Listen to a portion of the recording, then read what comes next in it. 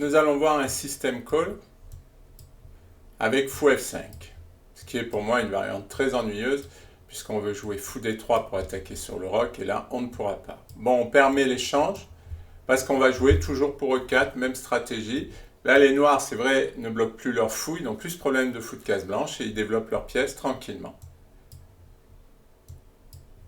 Les blancs jouent cavalier C3, puisque dans la partie, nous allons voir que leur plan, c'est de jouer C4 pour jouer sur le centre. Donc, ils ne jouent pas C3. Cavalier C3, C6, bon là, les noirs jouent solide, et c'est le moins qu'on puisse dire, et les blancs jouent E4. Et là, on va voir une suite de coups très classique. Voilà, l'idée des noirs, c'est d'échanger les pièces pour jouer la finale, de gagner un temps sur la dame, et de jouer sur ce pion qui peut être faible, notamment après C4, comme on va le voir. Mais là, l'idée des blancs, c'est de jouer dynamique. Ils acceptent le pion faible pour jouer dynamique. Petit roc, fou G5, H6, fou H4. Les noirs se déroquent avec fou E7 et tour à D1. C'est l'idée des blancs de jouer pour la pousser en D5. Dame A5, menace A2. Et déjà, la tactique commence, tour D3. L'idée, c'est que sur dame prend A2, on prend en F6. Et si les noirs reprennent avec le fou, on a enfermé la dame, puisque la dame protège ici, et elle ne peut pas s'enfuir. Donc, petite tactique qu'il ne faut pas rater. C'est pas si évident que ça. Donc, sur dame prend A2, sur fou prend F6, il faut prendre avec le pion G. Bon, là, on se détruit le roc. Et après cavalier H4, les blancs vont avoir de l'attaque. C'est aussi l'idée de tour D3 avec la tour et la dame qui vont venir rapidement. Donc, sur tour D3, les noirs n'ont pas pris en A2.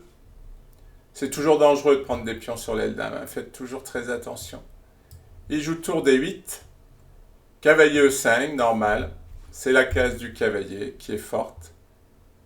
Maintenant, sur dame prend A2, c'est encore pire que tout à l'heure. Pourquoi? Parce que le cavalier participe à l'attaque. Plus on a de pièces qui attaquent, mieux c'est. Sur fou prend F6, il reprend avec le fou, c'est la même variante.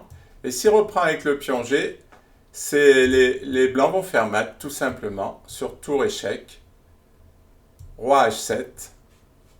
Dame H5, qui menace tout simplement deux fois ici. Et là, les noirs ne peuvent pas défendre, ils peuvent essayer tour F8. Mais on prend avec le cavalier. Et maintenant, on menace mat en H6. Enfin, oui, mat en H6. Et s'il prend, ben on fera mat quand même. On va revenir en arrière pour voir une autre variante. Puisqu'au lieu de roi H7, les noirs peuvent jouer roi F8. Mais c'est pareil, dame G4. Avec l'idée dame G8. Donc il enlève le fou pour donner une case au roi. Dame échec. On voit bien l'importance du cavalier. Dame prend F7.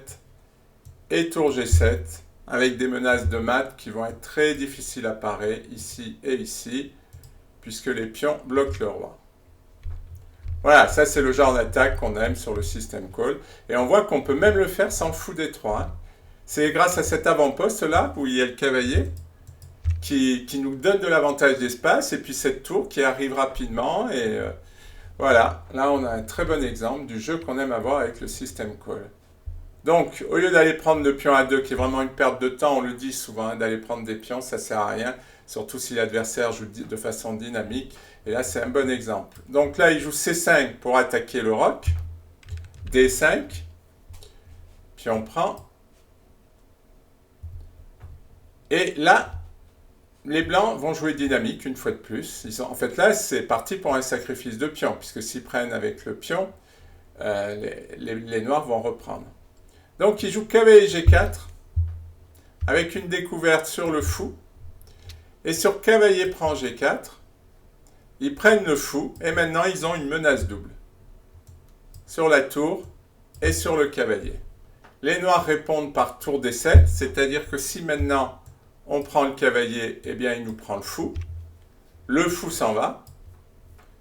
Et maintenant, c'est ce qu'avaient calculé certainement les blancs quand ils ont fait leur découverte. Donc vous voyez, ça part de loin quand même. C'est que le cavalier n'a pas de bonne case. S'il revient en F6, eh bien on va détruire le roc, ça va être catastrophique. Donc là, les noirs vont décider de perdre un pion, avec l'idée qu'ils vont récupérer le pion A2. Donc H5 pour protéger le cavalier, H3 pour le chasser. Et maintenant, on prend le pion H5. Bon, les noirs essaient de limiter un peu la casse. Mais là, on va voir, tour prend D5, tour prend, pion prend. Et là, les blancs vont avoir un très fort pion passé qui va être soutenu par leurs 3 pièces. Et les noirs ne pourront pas l'arrêter. Alors, il joue tour C8, qui est quand même un peu une perte de temps. L'idée, c'est d'avancer le pion, mais ça ne marchera pas, on le verra. Tour D1, Dame A4 pour revenir défendre, évidemment, puisque le pion va avancer. Dame D7. Fou G5, menace de prendre le cavalier. Cavalier F5, c'est ce que cherchaient les blancs, parce qu'ils vont clouer le cavalier. Ils défendent. Les blancs protègent leur pion. Bon, les noirs n'ont plus rien à faire. Tour D5. Et on va avoir le droit à une simplification de la part des blancs. Tour prend F5. Dame prend. Le pion était cloué, hein, il ne pouvait pas reprendre. Dame prend, pion prend. Et on va faire dame. Et il va devoir donner la tour. Hop. Et les blancs restent avec un pion de plus. Contre 2 pions, c'est un peu ennuyeux, mais le problème, c'est qu'il y a lui.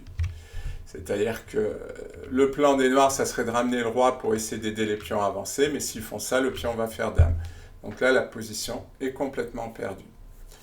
Donc on voit vraiment les thèmes d'attaque sur le roi dans le système call, et il faut les réutiliser dans d'autres parties.